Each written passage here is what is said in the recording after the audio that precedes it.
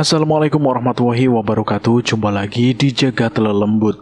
Tentunya masih bersama saya Bobby yang akan menceritakan sebuah kisah mistis dan kisah horor. Apa kabar teman-teman semua? Semoga kalian sehat selalu, panjang umur, bahagia selalu, dan sukses selalu. Pada kesempatan kali ini saya akan menceritakan sebuah kisah yang berjudul Helena, Boneka Kucel. Cerita ini ditulis oleh Wandi F. Caraka. Seperti biasa, cerita ini berpart dari part 1 sampai part berikutnya. Dan buat teman-teman yang baru bergabung di channel ini, silahkan klik tombol subscribe dan tombol loncengnya agar kalian tidak ketinggalan cerita terbaru dari kami. Oke, kita langsung saja menuju ke ceritanya.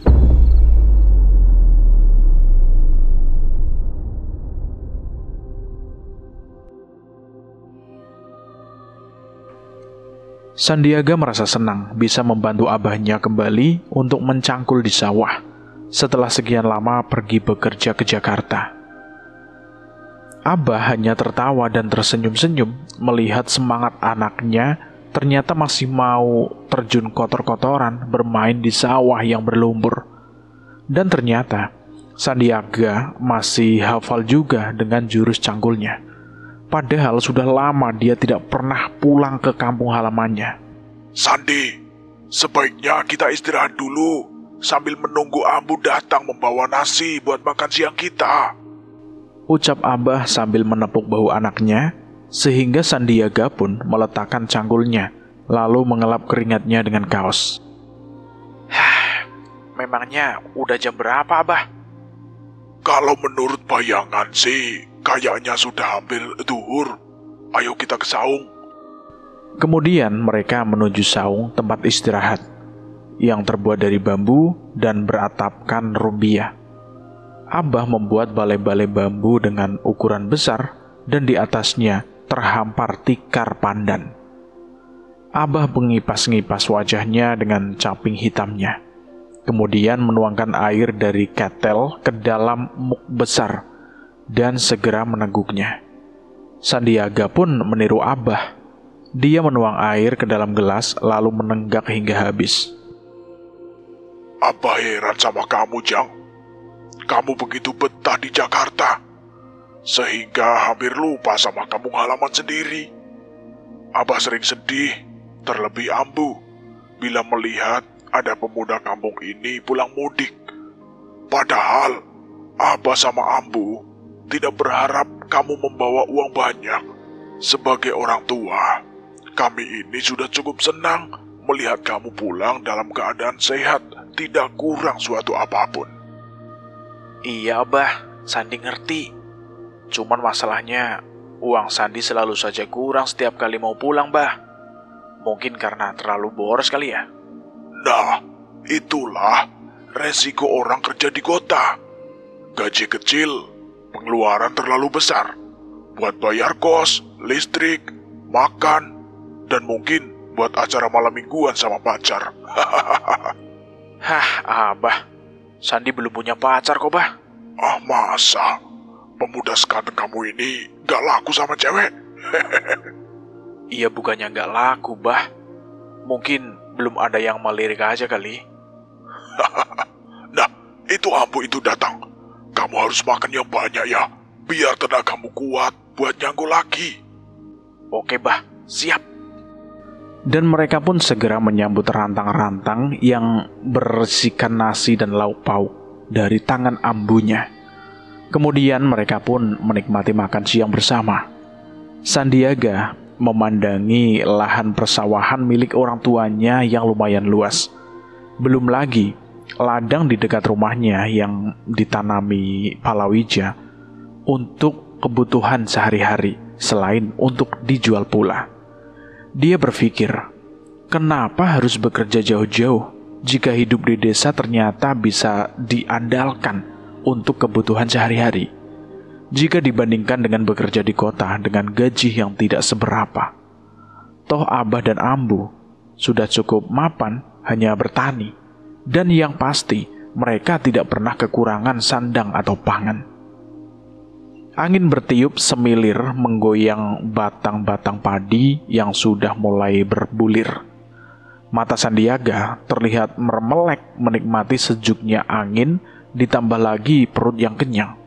Dan tanpa sadar, dia menggelosoh di atas tikar pandan, tanpa menghiraukan abahnya yang sudah kembali turun ke sawah. Terdengar dengkurannya yang halus, sehalus irama lagu sang katak yang mulai mengeluarkan dengangnya. Serangga malam pun kini mulai muncul untuk mencari mangsa. Karena tidak terasa hari telah beranjak sore. Sandiaga terkejut saat seekor belalang kecil hinggap di hidungnya. Ia pun bersin, membuat serangga itu terbang menghindar. Ia membuka matanya lebar-lebar. Dilihatnya matahari sudah mulai turun ke ufuk barat. Bah, kenapa abang gak bangunin sih, bah? Sandiaga pun bangun dan segera meninggalkan saung. Setelah berjalan hingga ke tepi pematang sawah, tiba-tiba pemuda itu melihat sesuatu yang menarik perhatiannya. Benda kecil itu terselip di antara dua buah pohon pisang. Setelah dekat, barulah ia melihat dengan jelas benda tersebut yang ternyata sebuah boneka. Hanya boneka. Kukira apaan? Dan dia berniat untuk meneruskan langkahnya untuk pulang. Namun aneh, kakinya terasa berat ketika hendak melangkah. Dan pandangannya kembali tertuju pada boneka tadi. Sandiaga akhirnya menuruti kata hatinya. Dia berjingkok mengamati boneka yang berbentuk seperti wanita. Rambutnya ikal agak panjang dengan sepasang mata agak besar. Boneka yang cantik. Sandiaga membatin sambil menyentuh hidung mancung boneka yang memiliki bentuk bibir sensual. Tangan pemuda itu bergetar saat menyentuh wajah boneka yang memang memiliki kulit seperti manusia. Mungkin boneka itu menggunakan kulit sensitif seperti kebanyakan boneka zaman sekarang. Tangan Sandiaga terus menelusuri seluruh tubuh boneka, dari leher hingga buah dadanya yang menjembul. Aneh, Sandiaga seperti merasakan sesuatu yang lain. Ia seperti menyentuh benda hidup, meski ia sadar kalau itu hanya sebuah boneka yang hanya berukuran setengah meter saja. Terlebih saat dia menyikap gaun bagian bawahnya yang memakai celana dalam berwarna hitam. Sandiaga merasa ada sesuatu perasaan yang tiba-tiba menyeruak kelelakiannya, hingga dia terus mengelus sampai ujung kaki. Gokil amat. Kenapa gue kayak orang sinting ya? Sampai-sampai boneka gue gerayangin. Namun lagi dan lagi, ia tidak mampu menolak untuk mengambil boneka itu. Dan entah mengapa, akhirnya ia pun membawa boneka tersebut. Sandi, kenapa baru pulang? Kamu ketiduran, terus si abah nggak bangunin kamu ya? Tahu tuh abah, orang ketiduran malah ditinggal. Gimana coba kalau sampai malam Sandi nggak bangun? Wih, pasti serem deh. Terus apa yang kamu bawa itu? Ini Ambu, Sandi nemu di dekat pohon pisang sana. Boneka? Buat apa, Ujang? Mana dekil lagi. Kamu ini laki-laki, masa bawa-bawa boneka? Terus nanti kamu main sama dia gitu? Ya enggak lah, Bu. Sandi cuma merasa kasihan aja. Coba Ambu bayangin nih, kalau ada anak kecil tidur di bawah pohon pisang, apalagi malam dan kehujanan. Sandi, maneh teh kumaha tuh? Itu kan cuma boneka. Boneka itu benda mati. Mana mungkin dia merasa kedinginan? Ayah, wae are maneh teh. Benda mati katanya? Tidak dong. Gue ngerasa kalau boneka ini seperti hidup. Dia punya daya rangsang yang hebat. Setiap kali gue sentuh bagian-bagian yang peka, gue ngerasain seperti lagi menyentuh cewek beneran. Asik ini. Terus, mau kamu apain boneka kotor seperti itu? Ya mungkin nanti Sandi cuci dulu, Bu. Nanti Sandi juga mau beliin dia pakaian yang bagus-bagus, biar kelihatan cantik. Siapa tahu nanti Sandi bisa dapetin istri cantik seperti dia. Apa kamu tidak sebaiknya membuangnya saja? Kemudian kamu beli boneka yang jauh lebih cantik dari dia? Ambu, Sandi bukan suka sama boneka. Cuma sayang aja ngelihat dia terlantar sendirian, Bu. Ya udah, terserah kamu saja. Sekarang kamu taruh boneka itu di tempat cucian, biar besok Ambu yang cuci. Dah sana, kamu mandi. Iya, Bu, siap. Sandiaga pun menuruti kata ambunya, menaruh boneka di keranjang cucian dan ia pun mandi. Setelah selesai mandi, ia masuk kamar, dan betapa ia terkejut saat ia melihat ke atas meja belajarnya. Ternyata boneka yang tadi ia taruh di keranjang cucian kini sudah ada di sana. Loh, aneh. Siapa yang menaruhnya di atas meja ini? Hei, Kucel, siapa yang menaruh kamu di sini? Sandi bertanya pada boneka itu.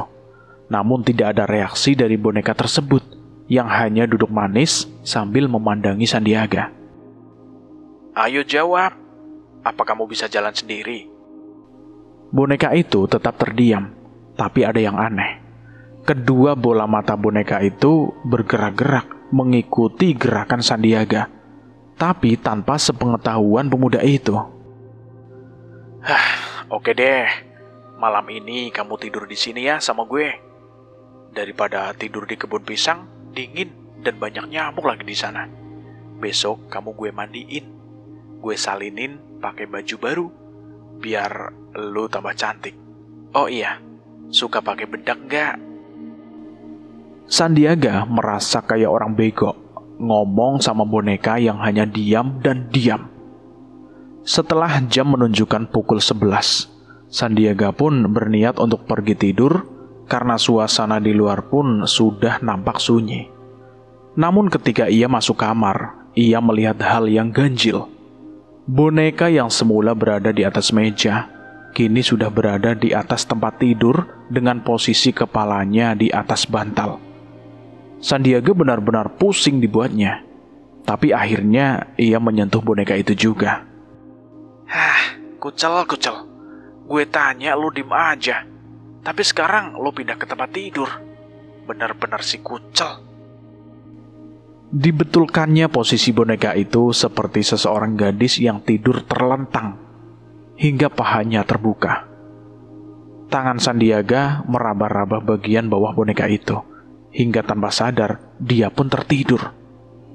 Sandiaga dengan cepat terlelap, dan dalam tidurnya ia seperti tengah memeluk seorang gadis cantik. Gadis itu pun tersenyum dan balas memeluknya. Tangan Sandiaga mulai menari di atas tubuh sampai dengan wajah yang selalu tersenyum menggoda. Pemuda yang tengah berada di masa menginjak belasan usia perkawinan itu pun dengan ganas mulai menyerang gadis itu dengan melumat habis bibir dan leher serta semua bagian tubuh yang peka, sehingga gadis itu pun menggelinjang dan membalas menyerang dengan lebih ganas lagi. Tangan Sandiaga begitu terampil, padahal dia belum pernah berlaku seperti itu. Hingga pada akhirnya keduanya sama-sama mendaki ke puncak tertinggi menuju kenikmatan. Setelah pendakian terakhir, tubuh Sandiaga terkulai lemas di sisi gadis tadi yang tersenyum puas setelah menerima curahan air kasih yang telah membasahi ladangnya yang sekian lama mengering. Sandi, kamu sungguh hebat. Kamu adalah laki-laki pertama yang menyentuhku. Sejak puluhan tahun, aku terbuang dari kehidupanku ini. Ucap gadis itu sambil menyentuh bibir Sandiaga dengan jari telunjuknya. Tapi aku belum mengenal kamu. Suatu hari nanti, kamu akan tahu siapa aku.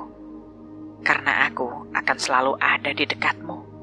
Sekarang tidurlah. Biarkan kenangan manis ini kita simpan. Aku harus pergi. Tunggu dulu. Namun gadis itu telah berlalu. Sandiaga berteriak memanggil-manggil dengan kata tunggu, hingga dia merasa lelah dan terbangun. Oh, kiranya cuma mimpi. Gue kira beneran.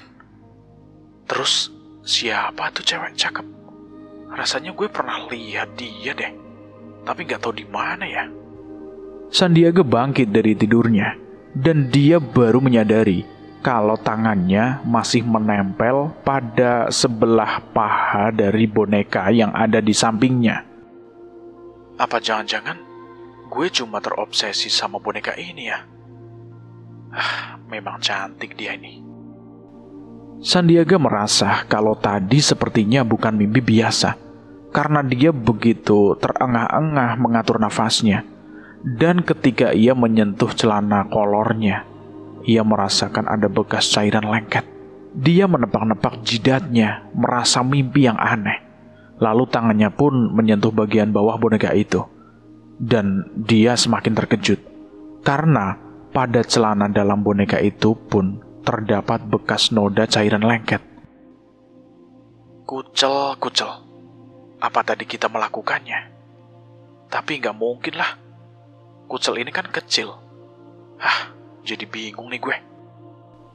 Sandiaga berusaha untuk tidur kembali. Ia ingat kalau besok akan ke toko untuk membeli pakaian buat si Kucel. Mungkin sekalian sama kosmetik dan parfumnya juga. Ujang, Abah mau berangkat ke sawah. Kalau kamu mau menyusul, boleh. Tapi jangan lupa sarapan dulu ya. Dengan malas, pemuda itu pun bangun, melihat ayahnya yang sudah bersiap-siap dengan cangkul dan arit. Mungkin Sandi agak siangan bah ke sawahnya. Mau beli baju dulu. Beli baju? Kayak mau lamaran aja kamu ini. Memang baju kamu ditinggal di Jakarta? Oh enggak bah.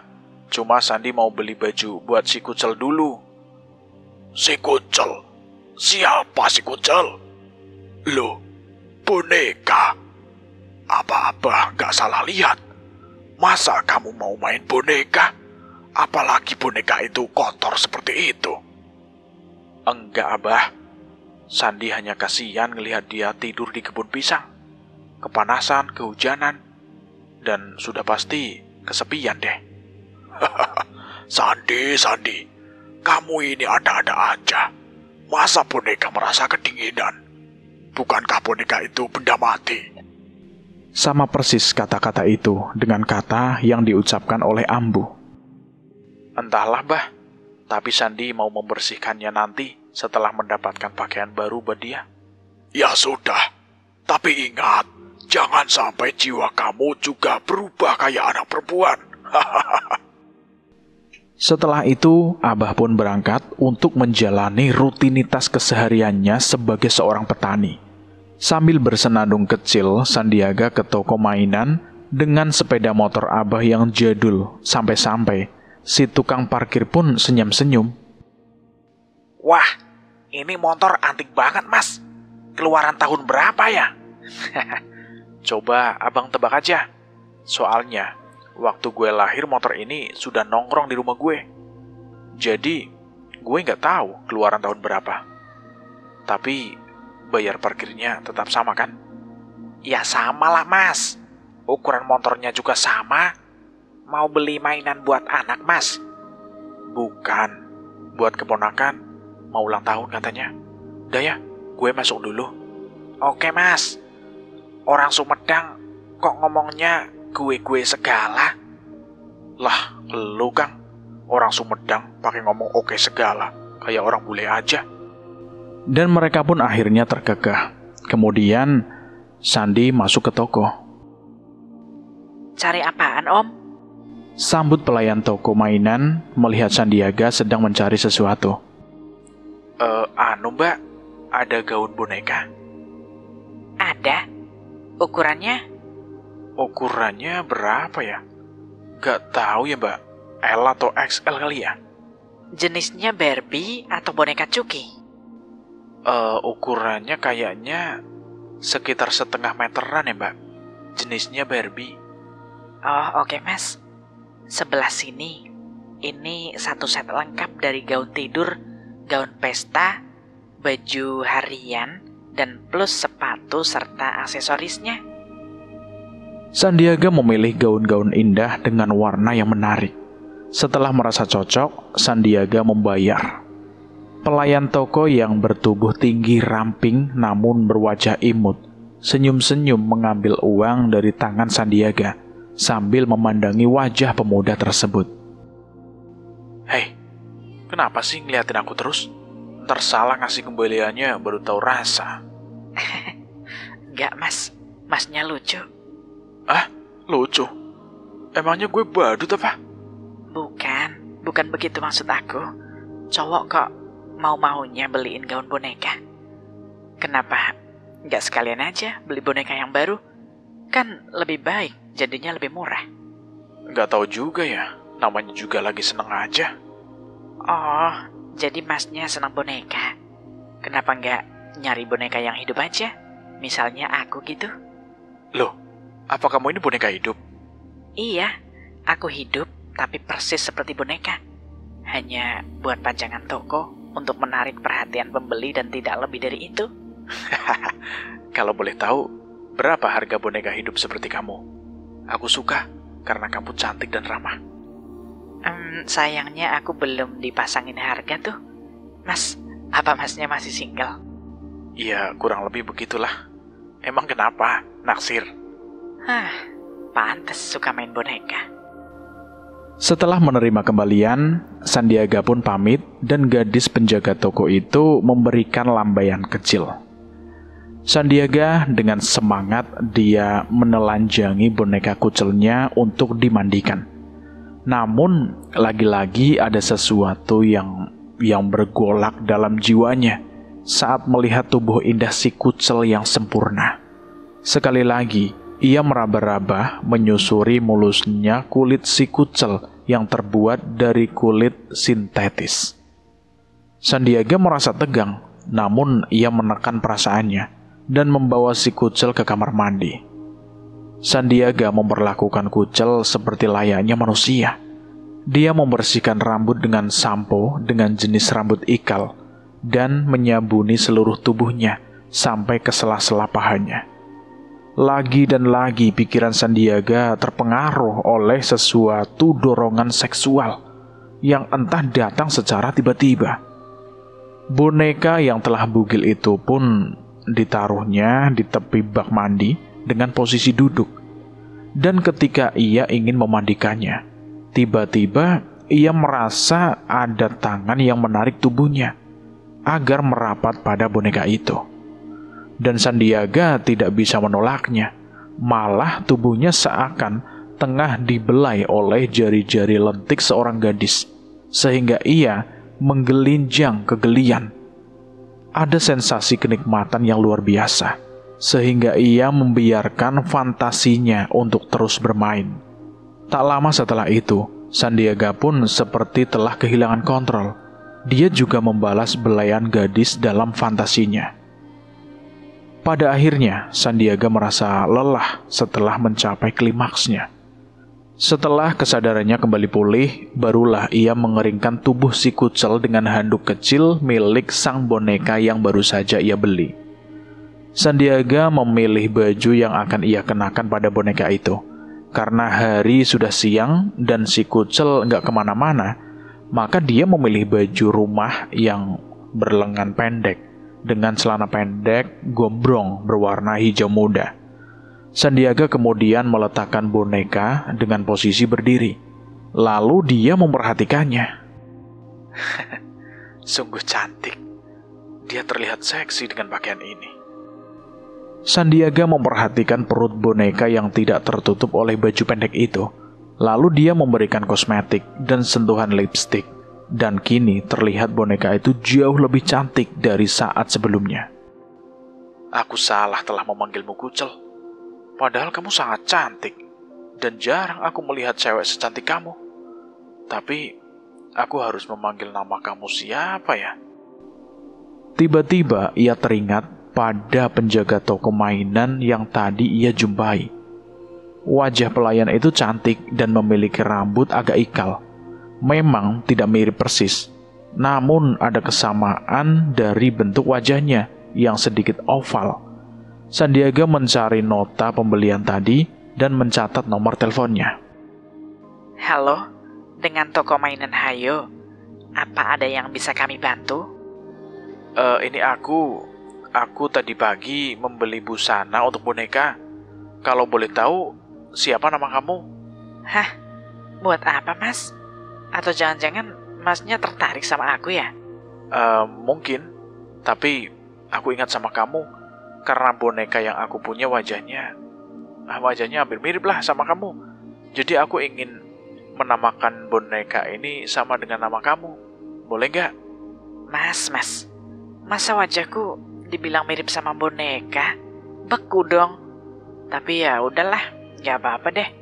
Namaku Herlina. Gimana menurut kamu? Bagus nggak? Wah, sangat bagus. Sesuai dengan wajah kamu yang cantik. Wih, dari tadi muji terus. Udah aku sibuk, maaf ya. Oke, makasih ya. Oh ya, kamu pulang jam berapa? Ngapain nanya aku pulang segala? Aku nggak pulang, karena ini memang rumahku. Oh, jadi kamu pemilik toko itu. Wah, sorry ya, aku nggak tahu. Nggak apa-apa, udah ya, dah. Telepon pun terputus. Herlina bagus juga, cocok buat si Kucel.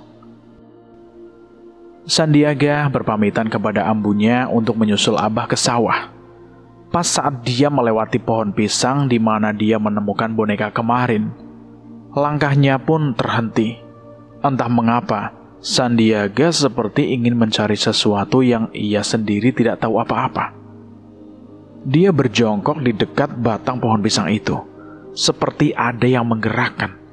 Kedua tangannya mengais tanah di dekat akar pohon. Tak ada yang ia temukan di sana. Tapi aneh, keinginan untuk mencari begitu kuat, sehingga ia mengambil sebilah bambu, kemudian mengais tanah agak dalam. Kurang lebih setengah meter, tanah itu berlubang agak lebar. Dan Sandiaga melihat benda seperti logam putih seperti perak. Sandiaga mengambil benda yang ternyata sebuah kalung. Dia membersihkan benda itu. Setelah bersih, baru Sandiaga tahu kalau kalung itu terbuat dari emas putih. Kalung lengkap dengan bandul berbentuk oval dengan tulisan sebuah nama wanita, Helena. Sandiaga terkesiap membacanya. Ia ingat nama penjaga toko yang juga bernama hampir mirip Herlina. Atau mungkin ini hanya sesuatu kebetulan saja. Entah kalung itu berarti atau tidak untuk dirinya, namun pemuda itu memasukkannya ke saku celananya. Dan dengan langkah yang pasti ia menyusul Abah yang sudah sejak pagi ke sawah. Melihat Sandiaga datang, Abah menghentikan perjalanannya. Orang tua itu mendekati anaknya yang sudah bersiap turun ke sawah yang berair. Sudah, Jang, sudah. Kamu gak usah turun. Sudah tanggung, sebentar lagi duhur. Sebaiknya kita duduk saja di saung sambil menunggu ambu datang, ya. Sandiaga melihat ke atas. Ternyata benar apa kata Abah. Matahari sudah hampir tepat di atas kepala. Kenapa ambu nggak bilang kalau sekarang udah siang? Kan biar sekalian gue yang bawa makan siangnya. Akhirnya Sandiaga menurut saja dan duduk di saung sambil menyandarkan tubuhnya. Pikiran pemuda itu menerawang jauh, mengingat beberapa hari yang lalu masih berada di Jakarta. Sandiaga bekerja hanya di sebuah bengkel kecil dengan penghasilan yang tidak seberapa. Namun jika dibandingkan dengan upah di kampungnya, mungkin masih cukup lumayan. Sayangnya ia sangat boros dalam soal keuangan, tidak pernah berpikir untuk masa depan. Bayaran yang memang tidak seberapa itu selalu habis dalam satu malam saja, karena ia terlalu menuruti kata hatinya untuk menikmati segala yang ia inginkan. Mau makan harus yang enak-enak, minuman pun yang enak, juga rokok yang selalu tidak ingin di bawah rokok teman-temannya. Terlebih, semua itu ia dapati dari hutang di warung terlebih dahulu. Setelah gajian baru ia membayarnya. Enakan di kampung, uang gajian yang baru saja ia terima hanya tinggal beberapa puluh ribu saja. semua habis untuk melunasi hutangnya. Dia juga ingat kalau dirinya telah berjanji dengan seorang gadis bahwa dia akan kembali ke Jakarta untuk tetap bekerja agar bisa tetap menjaga hubungan dengannya. Tapi semenjak Sandiaga kembali ke kampung halamannya, ia seperti baru menyadari kalau selama ini dia melakukan kesalahan. Kesalahan yang tanpa ia sadari. Tujuan utamanya ingin pergi ke kota untuk mencari keberuntungan, mencari pekerjaan.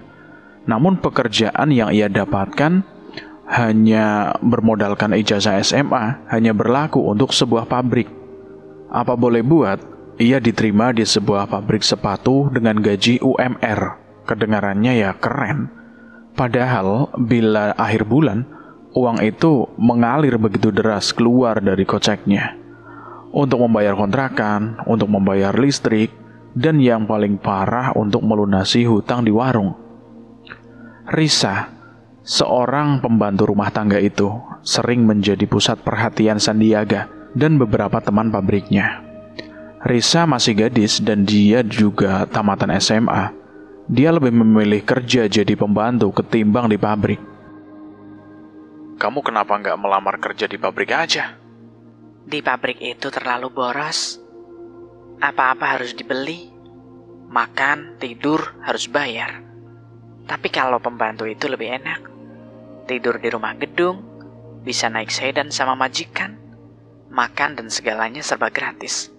Dan sudah pasti uang gaji kita itu utuh. Memang sih, kadang-kadang kalau hati kita lagi kurang mood, suka kesel saat majikan menyuruh sesuatu. Padahal aku lagi ngerjain yang lain. Tapi setelah aku pikir, ya wajarlah majikan kita itu menyuruh ini itu. Karena memang itu tugas kita. Yang penting mereka nggak menyuruh aku dengan berlebihan. Kalau kamu gimana? Di pabrik yang mungkin gajinya lebih besar? Hah, ya gitu deh. Habis gajian, habis pula uangku. Kamu juga harus berhemat, Sandi. Bukankah kamu juga punya masa depan? Iya, aku punya masa depan.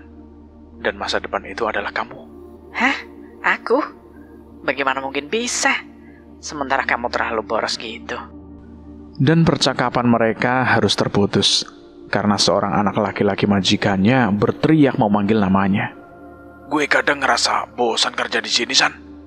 Coba bayangin saja, berapa tahun gue kerja di sini, tapi nggak punya apa-apa. Motor aja masih butut. Sukron, temannya Sandi, mengeluh. Terus mau gimana lagi? Kayaknya sih gue milih tinggal di kampung deh. Enak kerja di kampung, gaji kecil tapi utuh kan. Kita nggak perlu ngontrak dan nggak usah makan di warung. Kita cukup makan di rumah saja. Iya, Kron. Gue sama, juga mikir begitu. Gue lihat nyokap bokap gue gak pernah kekurangan. Malah bisa sisa, bisa nabung dia. Ya udah, sebaiknya kita balik ke kampung aja. Bisa hidup damai di sana, gak panasan pegang duit. Terus gimana hubungan lu sama Santika? Wah, gak tau lah. Sebenarnya gue sih maunya terus sama dia. Tapi kenyataannya... Iya sih, sama. Gue juga maunya gue serius. Tapi mau gimana lagi? Ya kalau masih ada jodoh, mungkin kita bisa bertemu lagi. Yang penting, kita bisa perbaiki kehidupan kita dulu ya. Iya, San. Gue setuju. Dan pada akhirnya mereka berdua benar-benar menjalani hidup di kampung. Sesekali mereka berdua masih menanyakan kabar masing-masing lewat handphone. Dan sepertinya mereka punya kesamaan.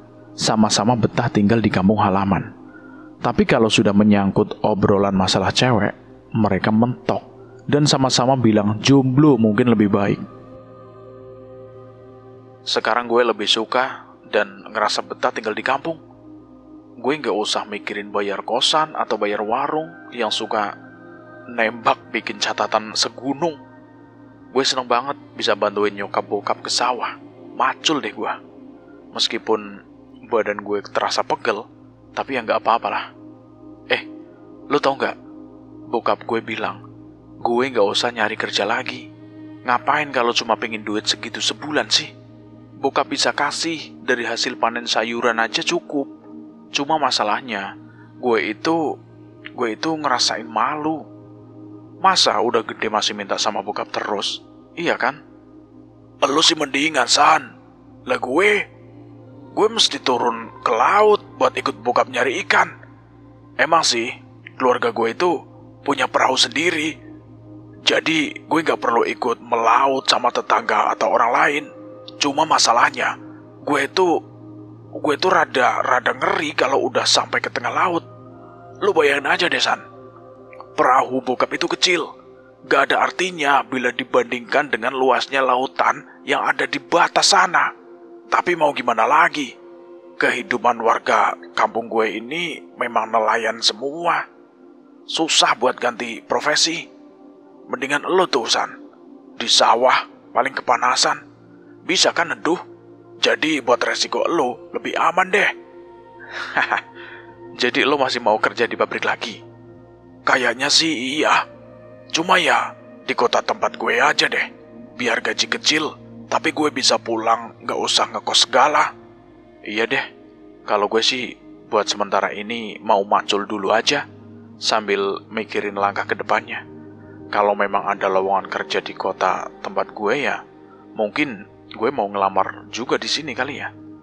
Ya udah ya bro, ini gue udah mau makan siang nih sama abah dan ambu gue. Lo tau nggak? Makan di saung sambil nikmati semilir angin dan pemandangan padi menghijau dengan latar belakang pegunungan.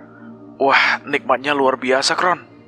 Padahal makan nasi lauknya itu cuma gesek alias ikan asin sama sambal dan lalapan. Tapi lebih nikmat dibanding saat kita makan di warung Mbak Lastri.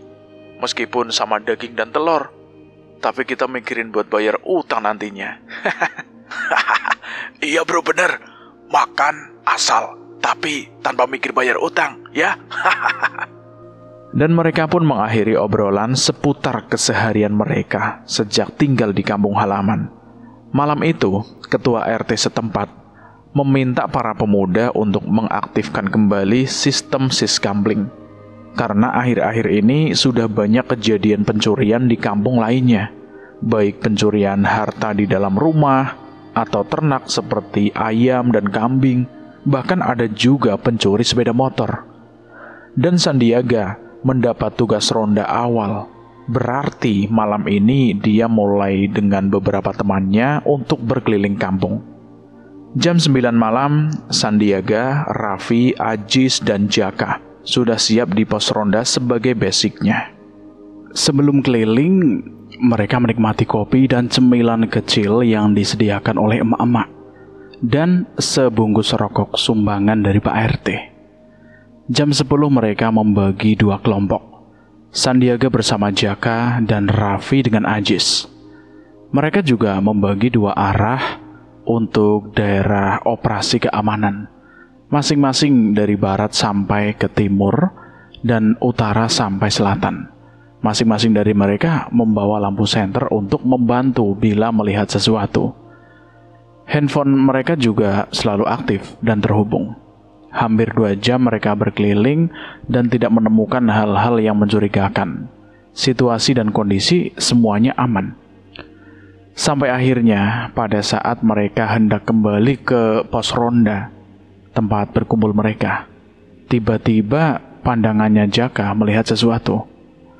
Seorang wanita terlihat melintas di dekat rumah Sandiaga. Jaka memperhatikan rumah itu.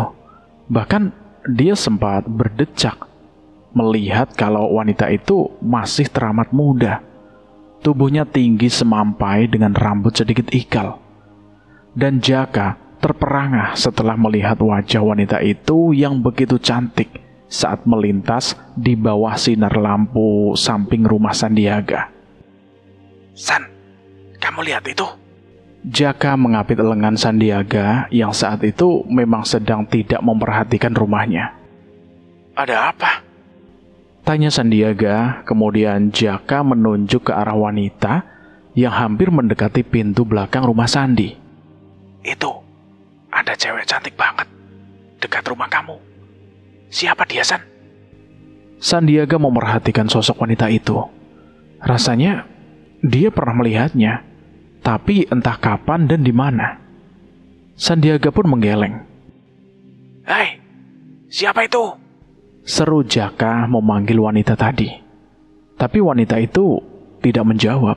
Malah dia berlalu ke belakang rumah Sandi, hingga tak terlihat lagi. Jaka penasaran. Dia segera melangkah cepat untuk mencari sosok wanita tadi. Tapi nihil, sosok itu sudah tak berada di sana, lenyap begitu saja.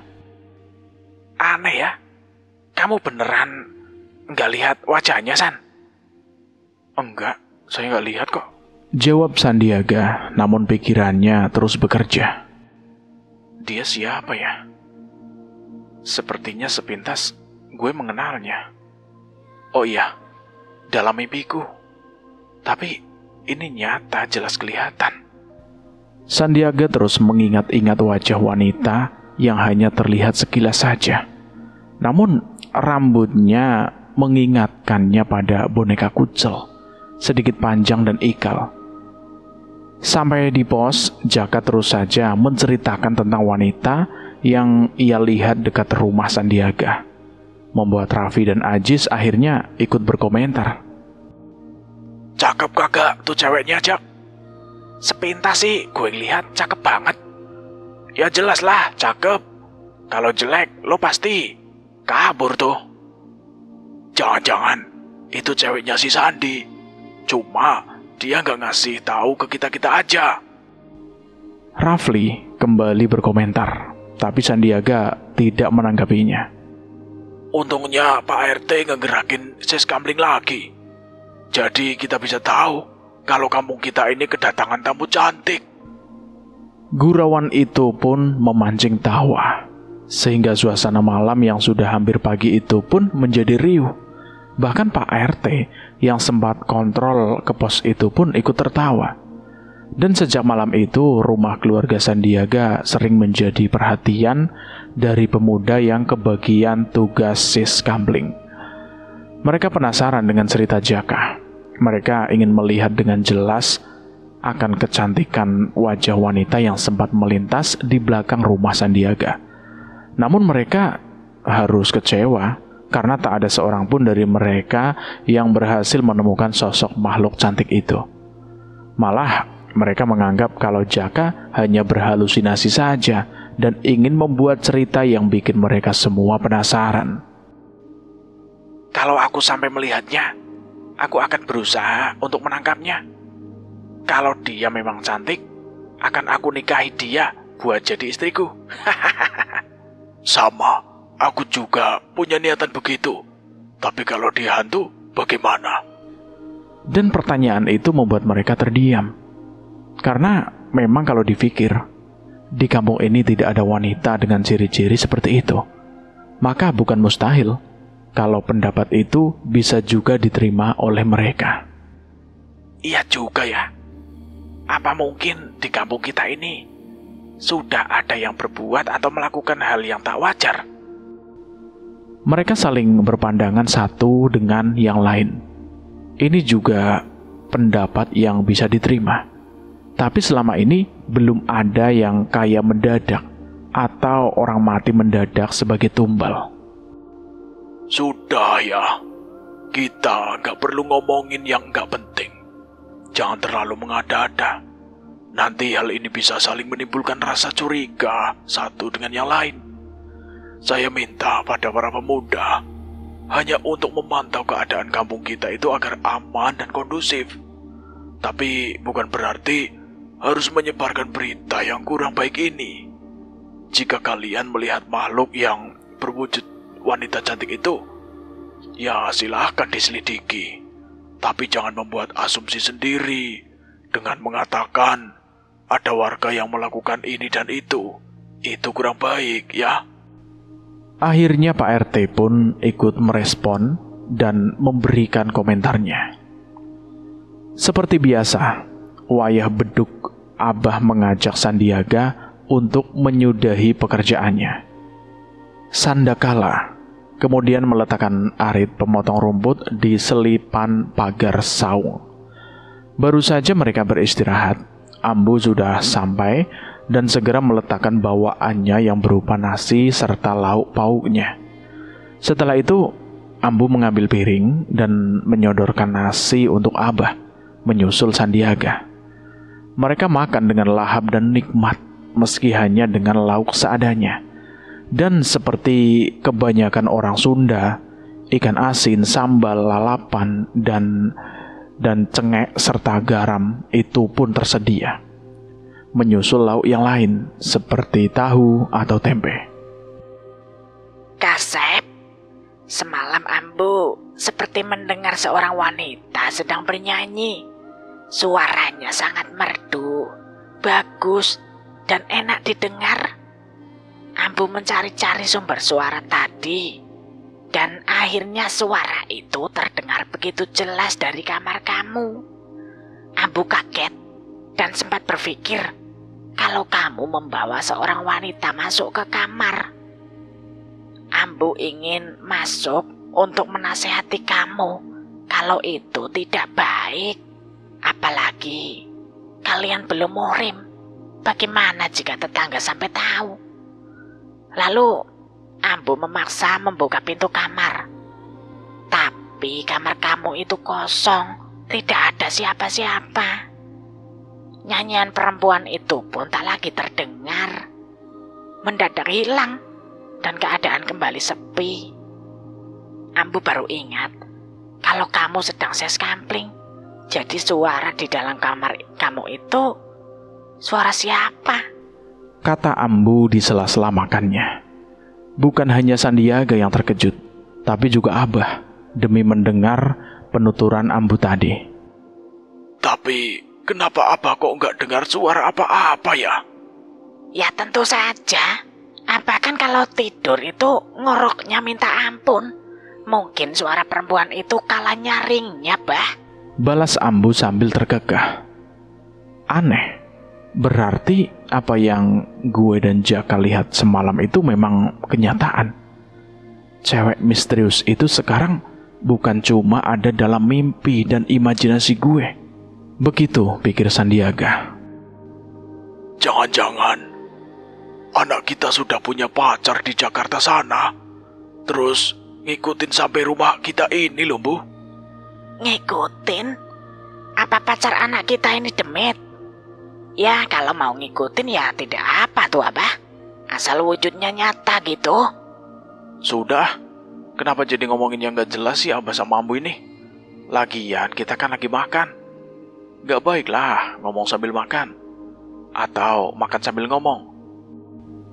Sandiaga merasa tak tahu harus berkata apa. Lalu ketiganya kembali menikmati makan siang mereka dengan lahapnya. Sorenya setelah Sandiaga mandi dan berganti pakaian, ia mengambil sesuatu dari lemari pakaiannya. Ya, Sandiaga mengambil seuntai kalung yang beberapa hari lalu ia dapati di bawah pohon pisang, di mana ia juga menemukan boneka yang kini ia taruh di atas meja belajarnya. Untuk beberapa saat pemuda itu memperhatikan kalung yang lengkap dengan bandulnya dan bertuliskan sebuah nama Helena. Kalung yang terbuat dari emas putih itu terlihat lebih berkilau dibandingkan saat pertama ia temukan yang dalam keadaan kotor dengan tanah. Entah mata Sandiaga yang salah atau ini kenyataan. Kalung di tangannya tiba-tiba seakan berpendar meski tidak terlalu jelas. Ada cahaya kehijau-hijauan yang menyelimuti kalung tersebut. Sandiaga semakin penasaran. Ia ingin memastikan apa benar kalung itu bercahaya. Atau mungkin karena hanya pantulan dari cahaya lampu di kamar saja. Setelah agak lama ia memandangi kalung tersebut. Sandiaga memakaikannya di leher boneka kesayangannya itu, yang sebenarnya sudah sejak tadi memperhatikan benda tersebut. Wah, kamu tambah cantik, Kucel. Kamu lebih pantas kalau memakai nama Helena ketimbang Kucel. Ya, apakah kamu suka? Tanya Sandiaga kepada sang boneka. Dan lagi-lagi Sandiaga dibuat terkejut, sebab boneka yang tengah disentuh tiba-tiba bergetar. Pemuda itu sepertinya tidak percaya pada apa yang ia lihat dan rasakan. Maka ia pun mendekap lebih erat lagi. Tangan Sandiaga ikut bergetar, semakin lama semakin terasa getarannya. Mata boneka itu nampak berkedip, membuat Sandiaga melepaskan tangannya. Kamu hidup? Dan boneka itu terlihat tersenyum, membuat Sandiaga mengucek-ucek matanya. Gila, sepertinya gue berhalusinasi lagi. Sandiaga membatin, dia menyurutkan langkahnya ke belakang, sambil tetap memperhatikan boneka yang ternyata tetap pada tempatnya.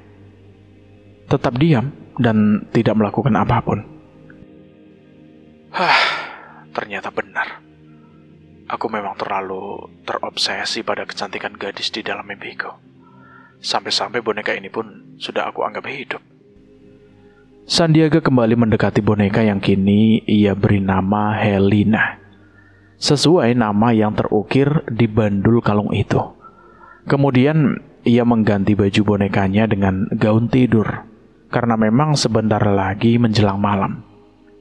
Sandi juga memberikan sedikit sentuhan perona pipi dan lipstik agar si kucel itu, agar Helena itu nampak lebih fresh. Setelah semuanya selesai, Sandi keluar dan meninggalkan Helena sendirian.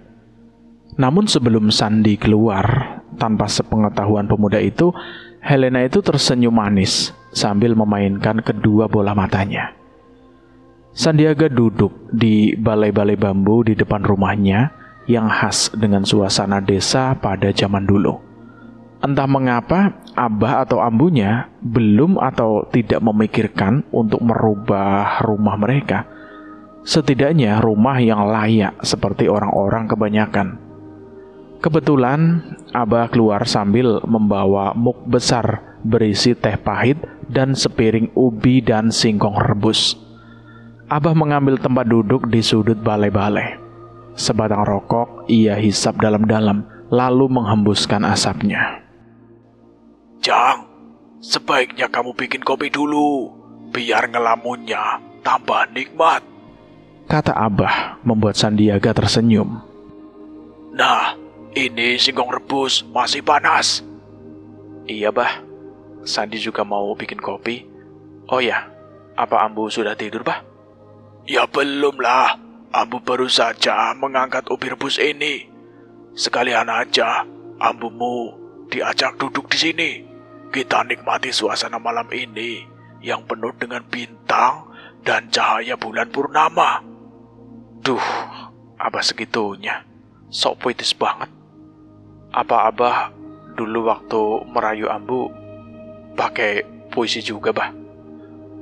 Coba aja kamu tanya sendiri sama ambu. Pasti dia gak bakalan ngaku. Iya deh, bah. Nanti Sandi tanyain. Kemudian Sandiaga pun masuk ke dalam dan keluar dengan segelas kopi. Di belakangnya ambu menyusul. Ada apa, bah? Nyuruh ibu keluar? Anu lo, bu. Abah bilang dulu waktu nembak ambu, abah selalu pakai bahasa yang puitis. Apa benar, ambu? Hus, nembak-nembak apa? Orang abah tuh gak pernah punya tembakan kayak orang lain. Yang katanya buat nembak hama sawah atau kebun seperti misalnya babi atau kera. Kalau puitis-puitisan sih ya iya, cuma belepotan. Maksud Sandi, nembak itu bukan nembak pakai senapan, bu. Tapi ngerayu gitu loh, bu. Iya, bener. Abah tuh orangnya romantis banget. Artinya senang makan rokok gratis. Beneran, Abah kalau datang ke rumah ambu pasti disediakan makan sama rokok. Aki kan orangnya baik. Apalagi Nini, kalau sudah senang sama orang, bah, jangan tanya deh. dia pasti akan sangat sayang sama orang itu. Ya, begitulah si Abah. Wah. Kok jadi buka rahasia umum apa sih? Balas Abah sambil tertawa-tawa. Memang begitulah sifat Abah dan Ambu. Mereka begitu rukun meski di usia menjelang senja. Ujang, barangkali nanti malam atau kapan saja mendengar suara wanita seperti yang Ambu dengar, bilang sama Ambu ya. Memangnya Ambu mau ngapain? Ambu akan panggilkan orang pintar.